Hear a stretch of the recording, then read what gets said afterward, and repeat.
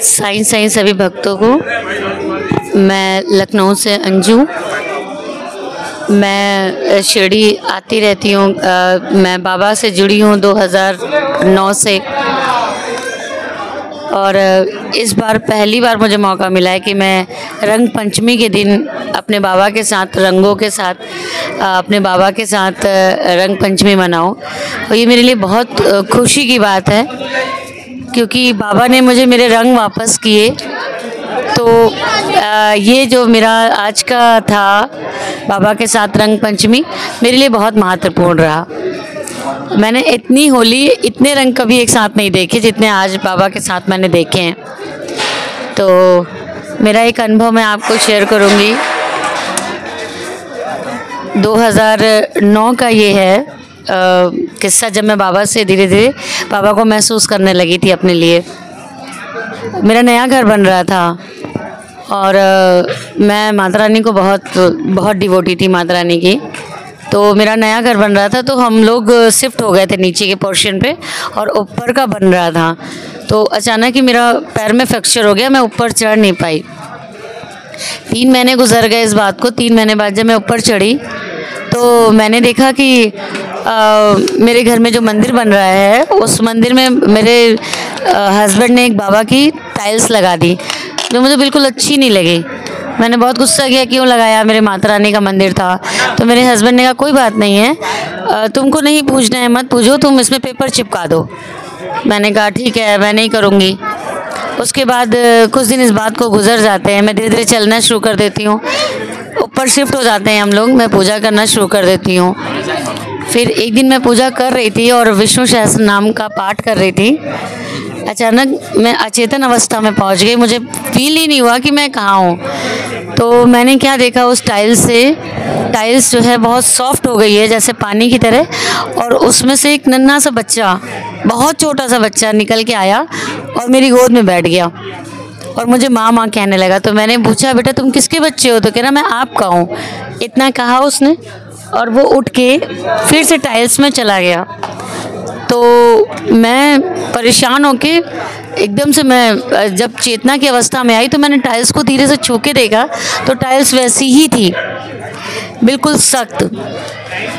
फिर ऐसा हुआ, फिर मैं एकदम से घबरा गई, डर गई, मैं उठ के बैठ गई। पूजा मैं नहीं कर पाई, छोड़ दी मैंने पूजा। दोपहर का वक्त था, मैं थोड़ी देर, क्योंकि सुबह से थोड़ा सा मैं परेशान थी तो मैं लेट गई। मैंने महसूस किया बाबा ने मुझे कहा आके कि यही तो तुझे चाहिए था, वही मैंने तुझे दिया। ये अनुभव मेरे लिए इतना था कि मैं समझ नहीं पा रही थी कि ये बात तो सच थी कि मेरी 2 बेटियां थी पहले से, और मैं सोच रही थी कि मेरा परिवार पूरा हो। और बाबा से चूँकि जुड़ने के साथ मैंने बाबा से हमेशा ये अरदास की कि बाबा मेरे लिए जो अच्छा है वो आप करें। फिर उसके बाद ऐसे ही मैं सेकंड कंडीशन में आ गई, और 3 महीने जब मेरे गुजर गए, तब एक दिन बाबा ने मुझे सपने में दिखाया कि उन्होंने मुझे और मेरे हस्बैंड को एक छोटा सा बच्चा गोद में दिया है, और बाबा ने मुझसे प्यार से कहा पागल, ये देख मैं तुझे दे रहा हूँ, और क्या है कि तू परेशान मत हो, मैं हमेशा तेरे साथ हूँ। उस वक्त मैं बाबा को बहुत दिल से प्यार करने लगी थी, बहुत धीरे धीरे करते थे, पहले इतना नहीं था। वो जो वक्त गुजरा, फिर मेरा बेटा हुआ। बेटा भी बहुत अलग सी बात थी कि जब मैं ओटी में मुझे ले जाया गया तो सामने बाबा की बड़ी सी तस्वीर लगी थी, बोल साईनाथ महाराज की जय। तो तस्वीर लगी थी, तो मैंने डॉक्टर से देखा, और चूँकि मैं बाबा को शुरू से ही मैंने किसी और रूप में नहीं, अपने पिता के रूप में महसूस करती थी। मैंने डॉक्टर से कहा डॉक्टर साहब मेरे बाबा सामने लगे हुए हैं और मैं इस अवस्था में नहीं लेट सकती। तो उन्होंने कहा तो ये तो तस्वीर है। मैंने कहा नहीं, वो साक्षात मुझे देख रहे हैं, तो आप कुछ करिए। तो उन्होंने मेरे ऊपर एक पर्दा कर दिया, और उसके बाद मेरा बेबी डिलीवर हुआ, और मैंने बाबा के आशीर्वाद से उसका नाम समर्थ रखा। और आज समर्थ 10 साल के हो गए हैं, लेकिन आप यकीन करें कि वो महसूस करता है बाबा को, देखता है, बातें करता है, साक्षात कभी कभी दौड़ के आता है मुझे बताने। जब तक मैं पहुंचती हूं तब तक बाबा जा चुके होते हैं। अक्सर दौड़ के बताता है, माँ आपने ये नहीं दिया, बाबा को यही खाना था। माँ देखो बाबा ने आज कपड़े गंदे हो गए। तब मुझे लगता है कि वो शायद बाबा को देख पाता है जो हम अपनी आंखों से नहीं देख पाते। हालांकि आप बाबा जानते हैं कि वो मेरी पिता हैं और मैं अपने पिता से एक बेटी कुछ नहीं चाहती, सिर्फ अपने पिता से बेटी चाहती है कि वो उसकी सुरक्षा करे, वो उसको प्यार दे, बस। तो मैं अपने पिता से मैं आती हूँ मिलने, साल में 1 बार 2 बार जब भी मुझे बुला लेते हैं, और बस मैं इतना कहती हूँ मुझे कुछ चाहिए ही नहीं, सिर्फ तुम इतना वादा रखना मुझसे कि मेरा हाथ पकड़ा है तो जब तक मैं जिंदा हूँ तब तक छोड़ना मत मेरे साईं। तो फिर मैं उनसे एक बात यही कहती हूँ कि मुझको फुर्सत कहाँ कि मैं मौसम सुहाने देखूं, मुझको फुर्सत कहाँ कि मैं मौसम सुहाने देखूं, तेरी यादों से निकलूं तो ज़माने देखूं। तो मैं अपने साईं को, अपने पिता को मैं जिस रूप में मानती हूँ, मैं तहे दिल से हमेशा कहती हूँ, बाबा ये जो तेरी सब बेटियाँ हैं इनका तो पिता है और इनकी सुरक्षा करता है और इनको अपनी शरण में रखता है।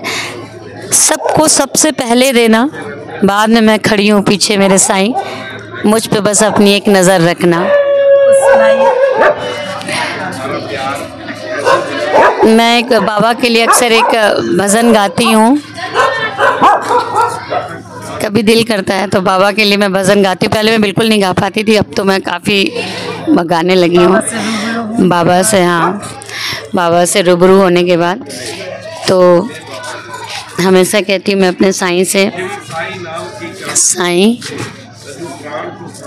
न देना मुझको कुबेर का धन, मगर सलीका सहूर देना, न देना मुझको कुबेर का धन, मगर सलीका सहूर देना, उठा के सिर जी सकूं जहाँ में तो इतनी इज्जत ज़रूर देना।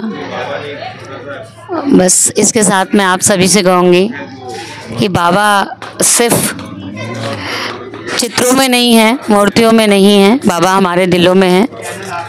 वो हमको देखते हैं, जैसे बाबा हमारी परवरिश करते हैं वैसे हम सबको अपने कर्मों की परवरिश करनी चाहिए। बाबा हमसे कभी दूर नहीं जाएंगे। ओम साईं राम, साईं साईं।